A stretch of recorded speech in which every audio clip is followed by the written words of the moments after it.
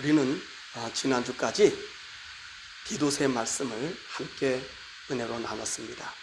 오늘은 빌레몬서를 통해서 하나님께서 우리에게 하시고자 하는 말씀으로 함께 은혜를 나누고자 합니다. 우리 때까지 디모데전서, 디모데후서, 디도서라는 말씀을 배웠습니다. 이 성경들을 합하여 목회서신이다 이렇게 말씀하고 있습니다. 그런데 오늘의 말씀인 이 빌레몬서는 옥중서신의 한 책입니다. 그런데 이 묘하게 이 옥중서신인 이 빌레몬서가 이 목회서신 뒤에 바로 배열되어 있는 것을 여러분들이 지금 볼 수 있게 됩니다. 저는 이 성경 배열을 보고 깜짝 놀랍니다. 왜냐하면 이 성경은 하나님이 성령님을 통하셔서 이 말씀을 이 조합해 놓으신 것입니다. 빌레몬서는 목회서신인 디모데전서와 디도서의 말씀에 이 총결론적인 말씀이라고 우리에게 보여줄 수도 있습니다. 왜냐하면 이 빌레몬서는 성도들의 믿음 생활을 어떻게 해야 할 것인가를 본보기로 우리에게 나타내 준 말씀입니다. 마치 이와 같아요. 히브리서는 믿음을 강조한 성경이라면 이 히브리서 말씀에 이 믿음이 온전하게 되는 것은 야고보서의 말씀이 있어야 합니다. 히브리서는 야고보서가 없으면 완전하지 못하고 우리의 믿음의 방향을 자칫 잘못하면 허구적인 것으로 만들어 놓을 수 있습니다. 그런데 말입니다.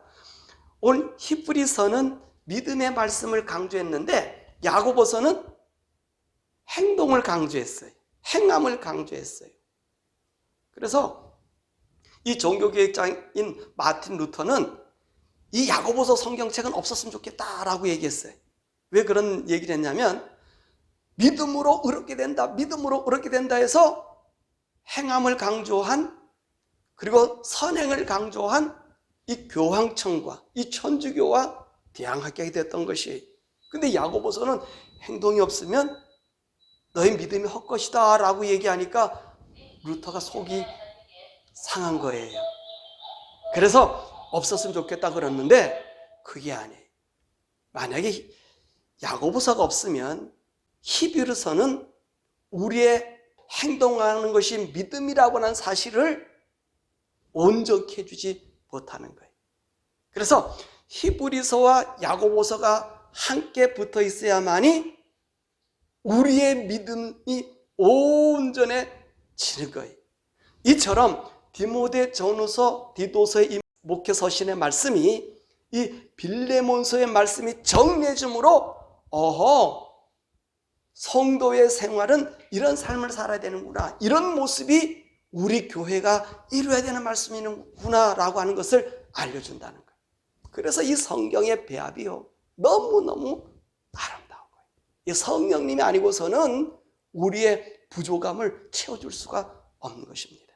이 빌레몬서는 바울이 친히 쓴 서신입니다. 이 편지를 받는 사람이 누구죠? 빌레몬이라는 사람입니다. 이 편지를 쓴 시기는 AD 61년에서 62년경으로 바울이 1차 감옥에 투옥되었을 때 쓴 편지입니다. 여러분, 바울이 1차 감옥에 투옥된 이유가 뭔지 아시죠? 자기가 황제에게 고소를 해서, 그래서 저기 예루살렘부터 2년 동안 호송되어서 이제 감옥에 있을 그 당시를 이야기하고 있는 것입니다. 자, 그러면 빌레몬이라는 사람은 어떤 사람인가? 1절에서 7절에 말씀하고 있습니다. 1절 하반절의 말씀 보니까 복음의 동역자다. 2절 하반절의 말씀 보니까 자기 집에서 하나님의 교회, 예배 장소를 제공한 사람입니다. 자, 그러면 이 빌레몬이 있는 교회는 어떤 교회일까요? 이 교회는요, 골로새 교회로 알려지고 있습니다. 이 골로새 교회는 이 빌레몬의 집이 골로새 교회라고 하는 사실이지요. 그래서 이 골로새 교회는 바울이 3차 전도 여행 때 AD 52년에서 57년 동안이 3차 여행 기간인데 이때 에베소에서 AD 53년과 55년경 사이에 이 에베소에서 두란노 소원을 세웠습니다. 거기서 2년 동안 복음을 증거했지요. 이때 골로새 사람인 오늘 성경에 나와 있는 이 에바브라가 복음을 받고 골로새로 가서 이 하나님 복음을 전했어요. 이때 빌레몬이 예수님을 영접해서 자기 집에다가 이 교회를 세웠던 거예요. 자, 그래서 이 빌레몬 집이 골로새 교회다라고 여러분 아시면 되겠습니다. 그리고 이 빌레몬 어떤 사람이냐? 5절과 7절의 말씀 보니까 사랑과 믿음이 충만한 사람이다 라고 말씀하셨고요. 6절의 말씀 보니까 믿음의 교제가 그리스도께 이르는 다리의 역할을 하는 사람이다 그렇게 얘기했고요. 7절의 말씀 보니까 성도들에게 평안을 주는 사람이라고 소개하고 있습니다. 그러면 오늘 이 편지를 쓰게 된 주요 원인인 이 오네시모, 이 오네시모는 어떤 사람일까요? 10절에서 12절의 말씀 보니까 10절에 감옥 생활 중에 낳은 아들이다 라고 말씀했고요. 11절에서 12절의 말씀 보니까 이 오네시모는 바울의 신복이 된 사람이다 라고 말씀하고 있습니다. 그러면 이 오네시모의 과거의 행적은 어땠을까? 오늘 이 오네시모는 13절, 14절, 16절에 보면 빌레몬의 종이었었습니다. 그는 그의 주님 빌레몬의 집에서 노예 생활을 했던 사람이. 그런데 이 오네시모가 그 주인의 돈, 빌레몬의 돈을 훔쳐서 달아난 사람이라고 전해지고 있습니다. 그런 그가 바울이 옥에 갇혀 있을 때 죄를 저질러서 이 감옥에 들어오게 된 거예요. 그런데 바울과 함께 감옥 생활하면서 바울에게 이 예수 그리스도의 복음을 받게 되었습니다. 그래서 바울을 섬기는 자로 변한 거예요. 이런 오네시모의 완전한 모습을 보고 10절에 내가 옥중에서 낳은 아들이다 라고 얘기했고요. 그래서 11절과 12절에 나의 신복이 되었다라고 말하는 사람입니다. 세 번째로 바울은 빌레몬에게 어떻게 부탁하고 있습니까? 바울의 일처리예요. 아마도 본문 내용을 보면 바울은 감옥에 있고 오네시모는 출감한 상태인 것 같아요.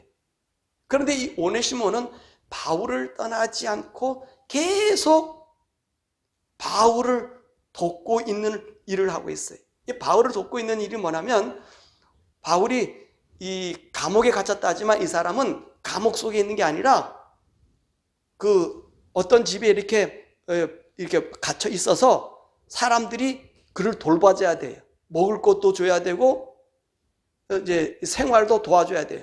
더욱이 바울이 복음을 전하다 보니까 사람들에게 이 물질이 필요했어요. 그런데 이 물질을 이 오네시모가 바깥에서 어떤 일을 하든지 간에 물질을 채워서 바울이 복음을 돕는데 사용되게 물질을 제공한 것입니다. 그러니까 이 바울은 계속해서 자기를 돕는 오네시모가 좋지만 오네시모가 누구란 걸 알았단 말이에요. 그러니까 바울이 13절에 말씀해 보기에는 내가 오네시모를 너에게 돌려보내는 게 좋겠다. 그래서 원준이 네가 그의 허락을 받아서 내게 도와주는 것이 좋겠다라고 말합니다. 그래서 14절에 말씀 보니까 내 승낙 없이는 내가 아무것도 하지 않기를 원한다라고 말한 것입니다. 왜냐 그랬느냐면 이 선한 일을, 이 복음을 돕는 일을 어떻게 억지로 하게 하는 것이 아니라 자의적으로 하게 하는 것이 좋겠다. 그래서 오네시모가 내게 와서 돕는 것은 좋지만 너의 허락을 받아야 되겠다 라고 하면서 바울이 오네시모를 빌레몬에게 돌려버리는 것입니다. 맞습니다. 아무리 선한 일이라도 질서가 파괴되면 악한 일이 될 수 있는 것입니다.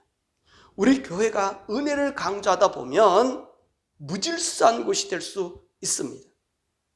그래서 바울은 이 무질서가 아니라 교회는 온전한 질서인 것을 보여주시기 위해서 바로 이 오네시모를 빌레몬에게 돌려보내는 것입니다.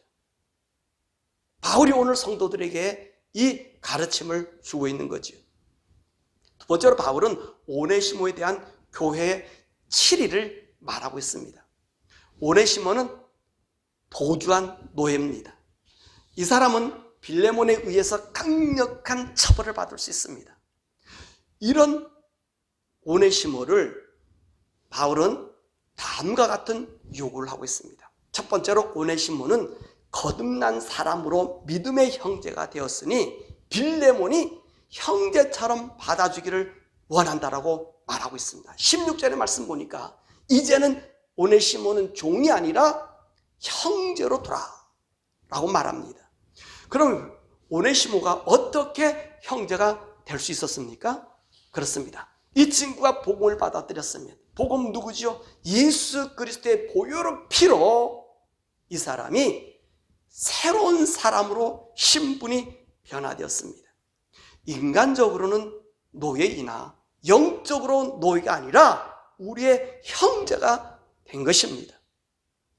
그러므로 오늘 우리도 예수님을 믿으면 예수님의 보혈로 우리 모두가 형제 자매가 되는 거예요. 그래서 2장 11절의 말씀을 봐도 여러분 뭐라고 말씀하시냐면 우리를 하나님의 형제로 불러주셨다라고 말씀하고 있는 거예요.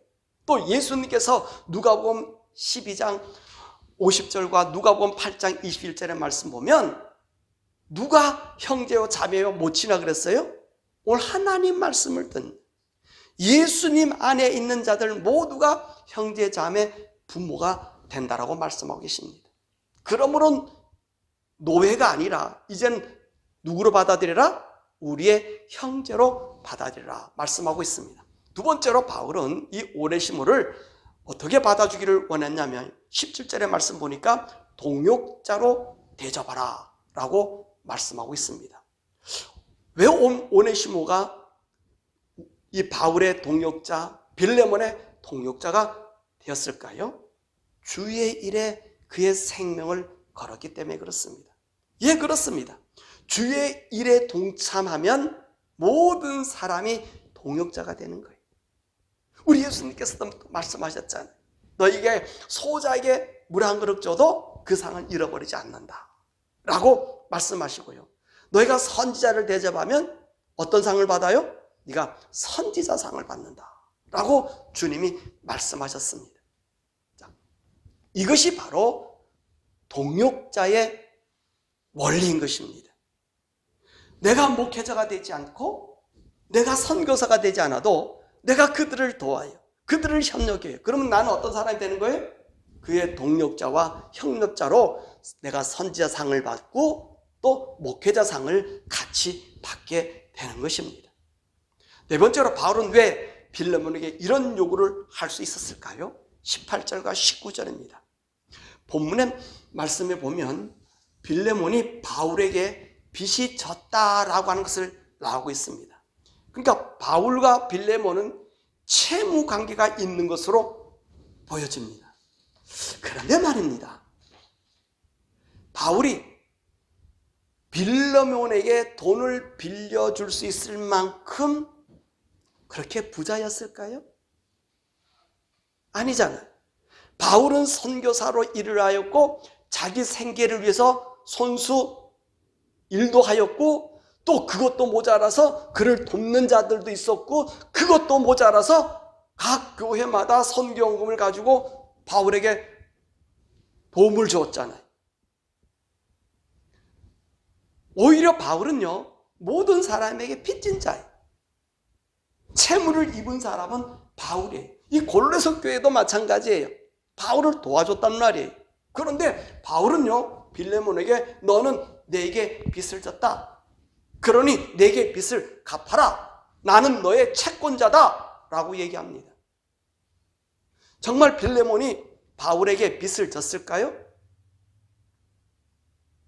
그럼 빌레몬이 바울에게 진 빚은 과연 어떤 것이었을까요? 여러분, 빌레몬은 바울에게 복음의 빚을 진 것입니다. 빌레몬이 바울로부터 예수 그리스도의 복음을 받은 것이 복음의 빚을 진 것입니다.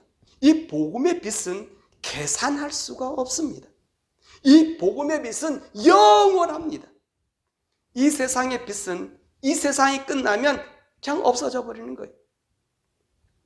이 세상의 사람이요, 아무리 많은 재물을 가지고 있어도 죽으면 한 푼도 가져가지 못합니다. 이 세상에 누리지 못하고 남겨둔 것은요, 아무 소용이 없지요. 그러나 이 복음은 영원합니다. 없어지지 않습니다. 영원히 존재합니다. 바울은 이 빌레몬에게 영원한 복음, 이것을 전해준 거예요. 그런데 말입니다, 이 복음의 빛은 특이한 영향력이 있습니다. 이 복음의 빛은요, 영원하기 때문에 영원한 천국에서 감사를 받고 대우를 받는 것이 이 복음의 빛입니다. 영원한 빛이. 그래서 19절에 너는 내게 빛을 줬다고 얘기한 것이, 무슨 빛을 줬어요? 복음의 빛, 영원한 생명의 빛을 지게 된 것입니다. 그러면 빌레몬서가 왜 교회의 모습이라고 했을까요? 이 목회서신의 가르침을 총 집합해서 보여주는 거예요. 목회서신은 이런 사람들이 되라고 감독자의 자격, 집사의 자격, 성도의 자격에 대한 이야기를 했잖아요. 그런데 오늘 이 빌레몬서의 모습을 보면 당시의 제도 또는 지금의 제도로서 도저히 용납할 수 없는 일입니다. 주인의 돈을 훔쳐간 노예를요, 벌하지 말고 묻지도 말고 형제처럼 대접하고 동역자처럼 대접하라 한 말씀이에요. 더 나아가서 너희들이 나를 대접하듯이 그를 대접하래요. 이 사람은 어떤 사람이에요? 도둑놈입니다. 나쁜 사람이에요. 근데 이렇게 말도 되지 않는 소리, 이런 범죄자를 어떻게 하라고요? 상전 모시도록 하라고 한 것입니다. 왜 그래야 되지요? 첫 번째, 그는 예수 그리스도의 자녀가 되었기 때문에 그렇습니다. 하나님의 자녀로 변화된 자들입니다. 이는 세상 사람과 완전히 다른 새로운 피조물이 되었기 때문에 그렇습니다. 그러므로 교회는 새로운 피조물이 존재하는 것입니다. 아멘. 교회는 뭐라고요? 새로운 피조물이 존재하는 것이.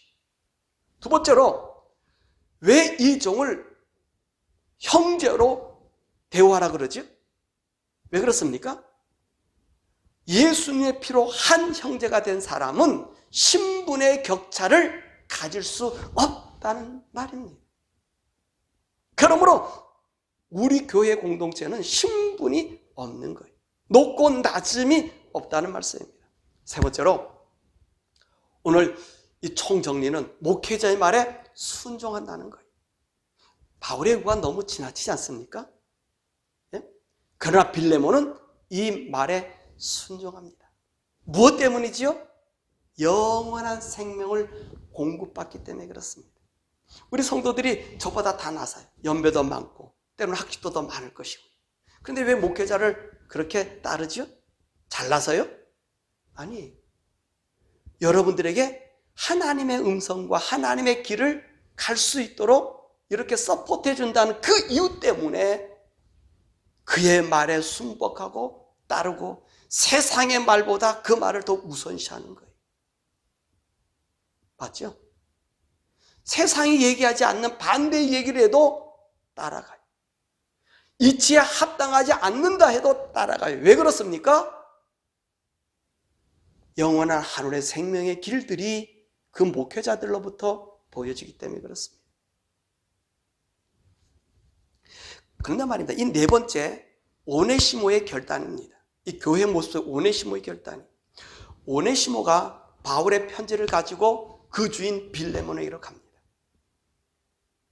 하지만 이 빌레몬이 바울의 편지를 무시하고 자신을 죽일 수도 있습니다. 더욱이 오네시모는 주인의 돈을 훔쳐갈 정도로 평상시에 주인에게 고분고분한 사람이 아니었을 것입니다. 하지만 오네시모는 이 편지를 가지고 그 껄끄러운 주인에게 갑니다. 그에게 어떤 불행이 올지도 모릅니다. 또 죽을지도 모릅니다. 그럼에도 불구하고 그는 갑니다. 그의 모습이 어떤 모습이지요? 그는 완전히 변화된 사람이었다는 것입니다. 그 증거가 무엇입니까? 오네시모가 완전히 변화됐다는 증거가 뭐예요? 우리에게 무슨 증거를 얘기해 줄 수 있습니까? 바로 이 빌레몬서가 있다는 증거입니다. 오네시모가 이 편지를 가지고 사라져버렸다면 오늘의 빌레몬서가 있을까요? 없잖아요. 그런데 오늘 이 빌레몬서가 있었다는 얘기는 어떤 일입니까? 그가 이 편지를 가지고 주인의 처분을, 죽이든 살리든 주인의 처분을 받으려고 갔다는 거죠. 그러므로 이 교회라고 하는 것은 변화된 무리의 모임이요, 하나님 나라를 이 땅에 보여주는 공동체며 생명의 질서를 더 중요시하는 생명의 공동체입니다. 이런 지도자와 성도가 섬기는 곳이 어느 곳이다? 또 그런 곳이 되어됨을 알려주는 것이 어떤 편지다? 그래서 이 빌레몬서라는 사실입니다. 자, 말씀드렸죠. 우리는 빌레몬서를 보면서 거듭난 사람들의 모습을 볼 수 있습니다. 거듭난 사람은 세상의 기준으로 판단하지 않는다는 것입니다. 또한 이 거듭난 사람은 얼마나 귀중한 사람인가를 알려주는 것입니다. 예수 안에서는 모든 죄를 서로 용서할 수 있고 용서받을 수 있음을 이 말씀을 통해서 알려줍니다. 그러므로 이 세상의 기준이 아니라 하나님의 뜻을 따라 이 세상에 살아가고 있음을 보여주고 있다는 말씀입니다. 그렇잖아요. 이 세상의 기준은 너무나 황당해요. 또 너무나 손해가 많습니다. 그런데 이 모든 것을 포기하고 있는 이 빌레몬을 우리가 볼 수 있습니다. 더 나아가 오네시모라는 사람은 자신의 죄를 온전히 고백함으로 그 죽을 수도 있는 그 사지를 용서를 구하러 가는 이 탐력, 이것은 무엇이냐? 성령의 사람으로 새로운 믿음의 담력이 된 사람이 가지고 가는 일이라고 말씀할 수 있는 것입니다. 그러므로 교회 구성은 이런 모습을 가져야 되는 거예요. 예수님의 피로 구속을, 은혜를 지는 자들이 하나님의 한 형제 자매들이 영생의 소망, 하나님을 우선시하는 또한 자들입니다. 땅의 상급이 아닌 영원한 천국의 상급을 기다리는 자들로서 성령님의 지시하심과 동행하심으로 주님의 나를 기다리는 자들을 보여주는 것입니다. 그러므로 오늘 이 빌레몬서를 목회서신 뒤에다가 이렇게 붙여놓은 것은 이것이 바로 교회의 삶의 표준이요, 우리의 삶의 표준인 것이. 악을 악하다고 고백할 수 있고, 악한 자가 돌아왔을 때 주님 말씀하신 것처럼 항상 용서해주고 관용을 베풀 수 있고, 사회 사람들로 하여금 야, 저들이 왜 달라졌지? 라고 하는 이 모습, 변화된 모습의 삶, 이것이 곧 뭐다? 하나님의 나라의 모습인 것을 어디서 보여주는 거예요? 이 교회가 보여주는, 오늘 믿음의 사람들이 보여주는 것입니다. 사랑하는 여러분, 저와 여러분들이 우리 이 교회와 우리 이런 직분자들이 돼서 정말로 아름다운 교회의 모습이 세상 사람들에게 보여지시기를 정말로 주 예수 이름으로 축원합니다. 세상의 조그만 이익 때문에 형제들 자매가 이 교회 안에서 갈리고 그러는 것이 아니라, 내가 좀 손해보더라도 저 생명은 새 생명인 것을. 근데 보세요, 오늘 여기 있는 말씀에서 우리가 가장 중요한 것은 뭡니까? 변화된 사람, 변화된 삶을 산다는 거예요. 맞습니까? 변화된 사람, 변화된 삶을 살아가는 거예요. 이에겐 누가 가장 두렵습니까? 세상의 처벌이 아니라 하나님의 말씀을 따라 사는 것이 그들의 생명인 것을 알아. 생명을 따라 걸어가자. 그 생명을 따라 지키고 있잖아요. 여러분, 이런 생명의 사람, 영생의 사람, 거듭난 하나님의 사람, 이 사람으로 날마다 우리의 발걸음을 걸어가시기를 주님의 이름으로 축원합니다.